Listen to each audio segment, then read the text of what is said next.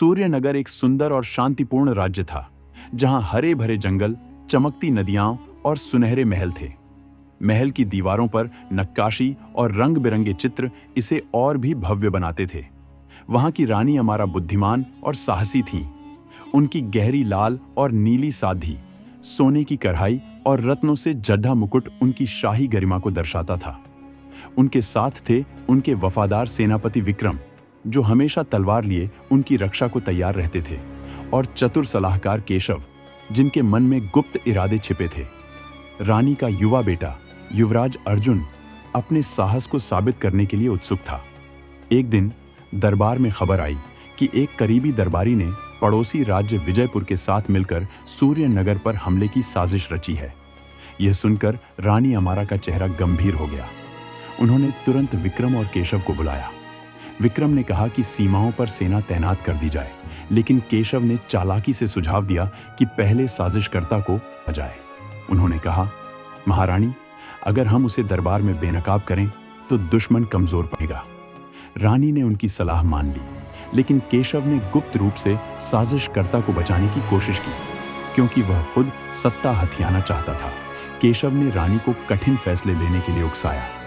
एक बार उसने सुझाव दिया कि युवराज अर्जुन को विजयपुर के साथ शांति वार्ता के लिए भेजा जाए। रानी को यह विचार पसंद नहीं था, क्योंकि अर्जुन अभी युवा था, लेकिन केशव ने कहा, यह उनके लिए साहस दिखाने का मौका है। रानी ने हिचकिचाते हुए अर्जुन को भेज दिया।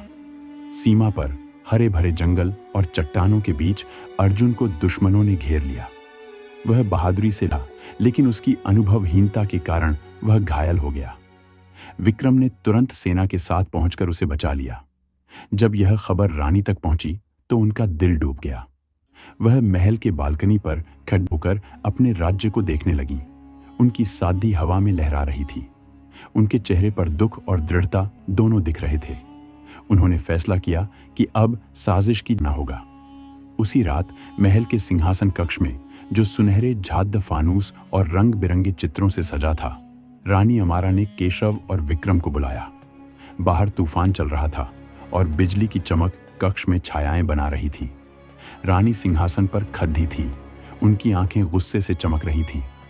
विक्रम ने एक मुड़ा हुआ पत्र पकड़ रखा था, जिस पर विजयपुर का शाही चिन्ह था।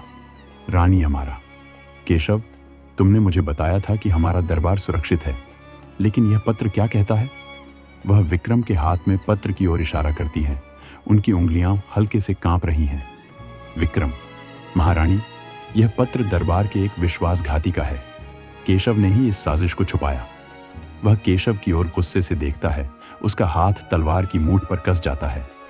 केशव का चेहरा पीला पड़ गया। उसने मुस्कुराने की कोशिश की, लेकिन उसकी आंखें उसका डर बयान कर रही थीं। केशव, महारानी, यह झूठ है। मैं तो हमेशा आपका विश्वास पात्र रहा हूं। विक्रम गलतफहमी में है। वह अपने हाथ फैलाता है, जैसे बेगुनाही दिखाना चाहता हो। बिजली की एक चमक ने रानी के चेहरे को रोशन किया। उनकी आंखें और सख्त हो गईं। वह सिंहासन से उठी। उनकी साधी लाल और सुनहरे रंग में चमक रही थी। रानी अमारा, बस केशव, तुम्हारी छल अब सामने है। तुमने अपने स्वार्थ के लिए सूर्यनगर को खतरे में डाला। वह उसकी ओर उंगली उठाती है। उनका मुकुट चमक रहा है।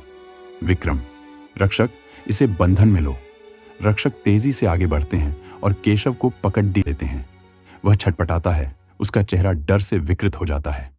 केशव, महारानी, मुझे माफ कर दो। मैं बस राज्य की भलाई चाहता था।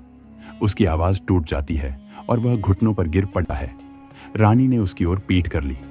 उनकी आंखों में आंसुओं की चमक थी, लेकिन उनका चेहरा दृढ़ था। रानी अमारा, तुम्हारा विश्वासघात सूर्यनगर कभी नहीं भूलेगा, लेकिन मैं अपने लोगों को अंधेरे में नहीं छोड़ दूंगी।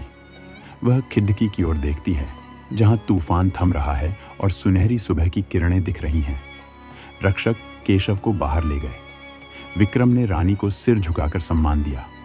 कक्ष में अब सुनहरी रोशनी फैल रही थी, जो सूर्यनगर की ताकत को दर्शा रही थी।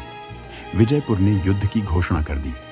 रानी ने फैसला किया कि वह खुद युद्ध में नहीं जाएंगी। इसके बजाय उन्होंने विक्रम और अर्जुन को नेतृत्व सौंपा।